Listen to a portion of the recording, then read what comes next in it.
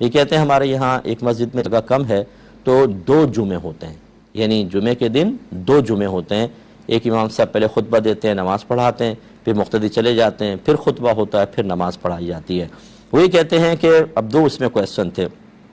ایک جمعہ ایک امام صاحب نے خطبہ دیا، انہوں نے نماز پڑھائی، کیا یہی اگلی جماعت کے اندر خطبہ اور نماز پڑھا سکتے ہیں؟ دیکھیں فقہ حنفی کی روشنی میں خطیب کا یعنی خطبہ پڑھنے والے کا اور امام کا الگ الگ ہونا بالکل جائز ہے۔ یہ ہو سکتا ہے کہ خطبہ کوئی دے اور نماز کوئی پڑھا، اس میں تو مسئلہ نہیں ہے،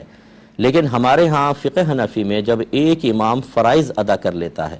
اس کے بعد اسی کی جماعت نہیں کروا سکتا، کیونکہ جیسے جمعہ ہے، اس نے جمعہ پڑھا دیا، اس کا جمعہ ادا ہو گیا، جب جمعہ ادا ہو گیا دوسرا جمعہ یہ امام دوبارہ نہیں پڑھا سکتا، اس لیے کہ فرض تو ادا ہو گیا، اب اگر یہ پڑھائے گا بھی تو یہ فرض نہیں ہے، یہ نفل ہے، اور نفل والے کے پیچھے فرض والے کی نماز نہیں ہوتی فقہ حنفی میں، لہذا اگر یہی امام بن جاتے ہیں دوبارہ تو تمام مقتدیوں کا دوسروں کا جمعہ ہوتا ہی نہیں ہے، وہ سب کے سب برباد، ان کا جمعہ برباد اور امام صاحب گنہگار ہوئے شدید، اور کمیٹی بھی بروز قیامت سب کے جمعوں کے قضا کرنے کا وبال اپنے سر پر لے گی۔